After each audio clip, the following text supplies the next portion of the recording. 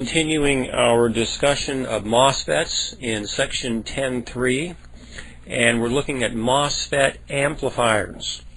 The three basic amplifier configurations discussed for bipolar transistors and JFETs have MOSFET equivalents. And we're not going to go into all of them, but we'll just say that they do have equivalent circuits. Amplifier biasing, okay, and this pertains to amplifiers. Any of the MOSFETs can be used as linear amplifiers. They must be biased so that majority current carriers flow from, notice, from source to drain. The gate source capacitance is biased such that the transistor is operating midway between cutoff and saturation, as with all transistor amplifiers. So remember, we had cutoff, we had saturation. This represents basically the on and off positions of the MOSFET, and then in between those is where we could have linear operation. Remember that when you have linear operation, you will have an input, and the output will have the same shape as the input. And if you were allowed to go into saturation or into cutoff, it will no longer retain the same shape as the input. Once properly biased, an AC signal is applied between gate and source, adding and subtracting from the DC bias. MOSFET amplifiers have a 180-degree phase shift between input and output. This is just like we did with bipolar.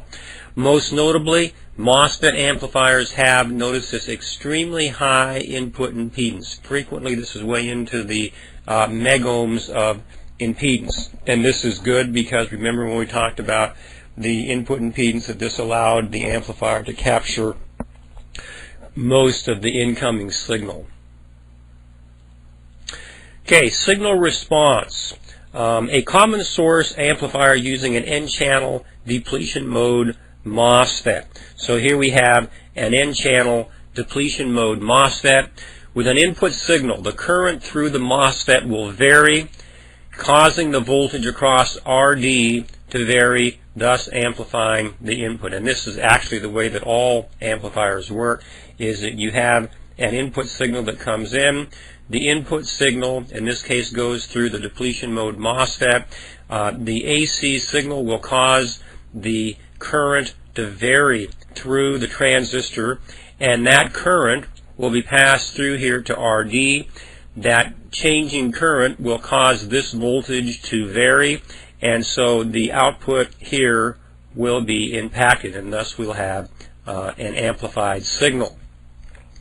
Now, we have a coupling capacitor here. The coupling capacitor is here to simply remove the DC level, so then when it goes to the output, it is simply pure AC.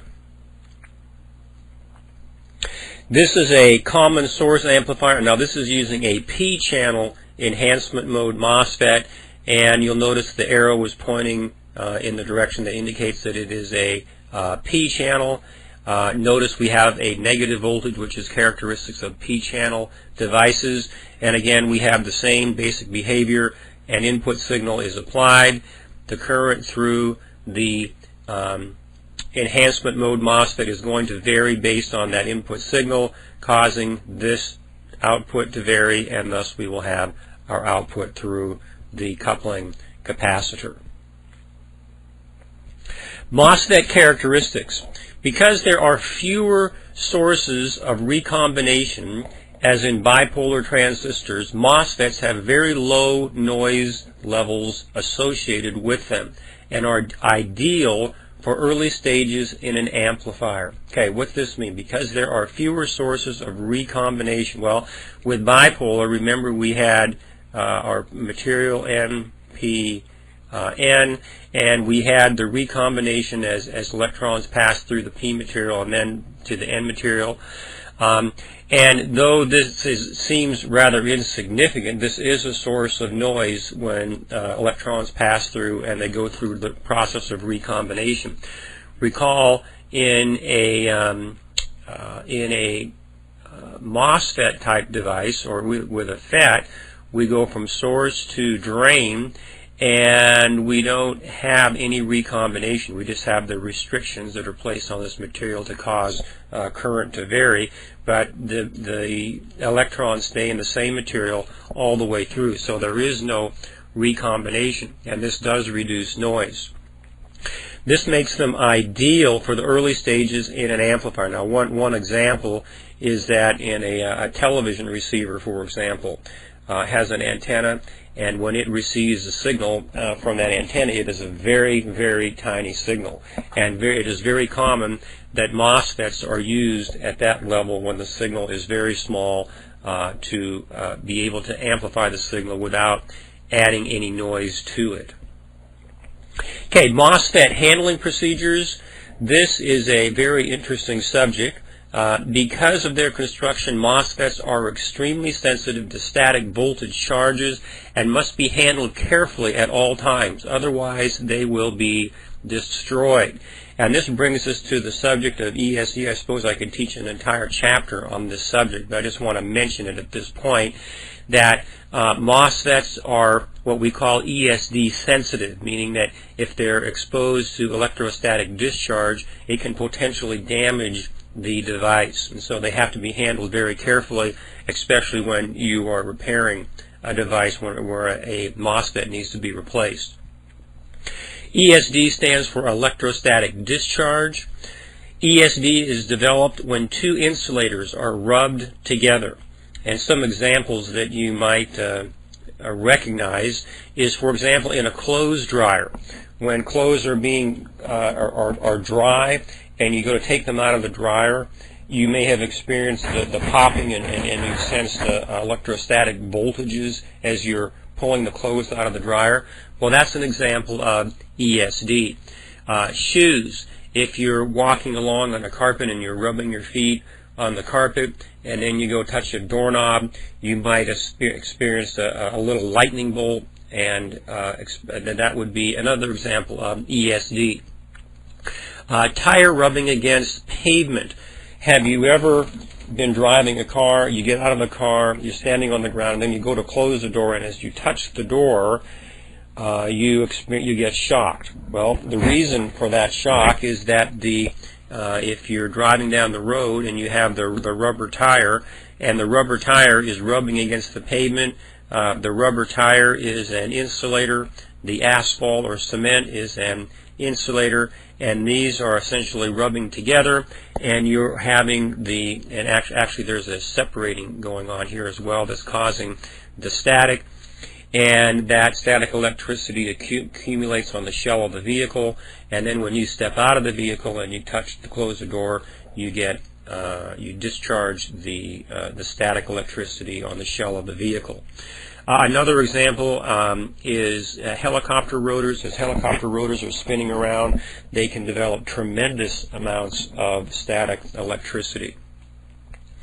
Okay, the static voltage can be very high and is affected by humidity, and these are just some ballpark figures, and I'm putting these down because these are commonly used values.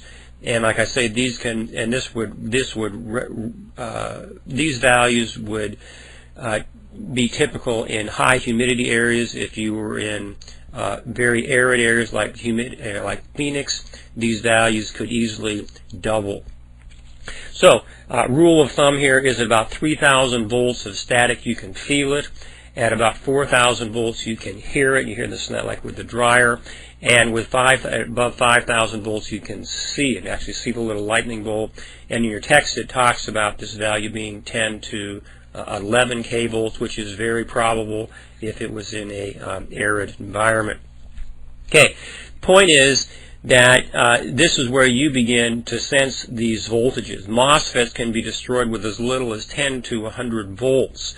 Now, you will not be able to sense it until it is way above the value where you're looking at potential destruction. So, at any rate, when handling MOSFETs, it is very important to be aware of the fact that these devices are ESD, and usually they have the packaging has symbols on it to indicate that it is ESD sensitive.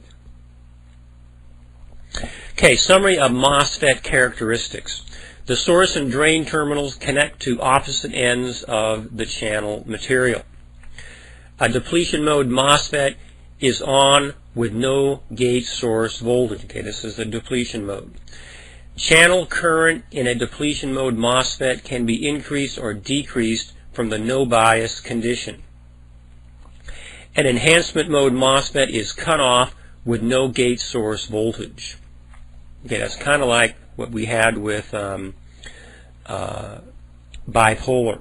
Is that with no input there was no output. Okay, MOSFETs have extremely high input impedances or input resistance. A MOSFET can be used in digital applications by restricting operation to saturation and cutoff. Common source, drain, and gates are MOSFET amplifier configurations, and common source amplifiers have 180-degree phase shifts from input to output. And this concludes section 10.3.